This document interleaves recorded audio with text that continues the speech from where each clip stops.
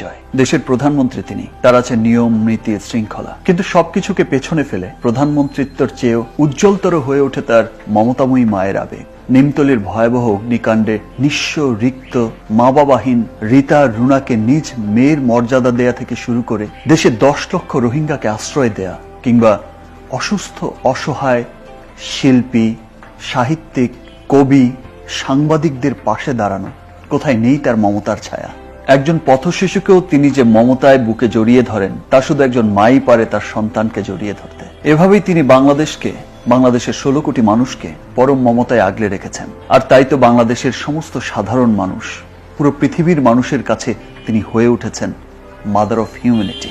আর তাই আগামী 30শে ডিসেম্বর একাদশ জাতীয় সংসদ নির্বাচনে বাংলাদেশের এই উন্নয়নের ধারাকে অব্যাহত রাখতে মমতাময়ী শেখ হাসিনার নৌকায় ভোট দিন। আর সবাই বুকে হাত রেখে অন্তর থেকে বলুন, আমরা বাংলাদেশের পক্ষে। সমৃদ্ধির পথে এগিয়ে যেতে নৌকায় ভোট দিন।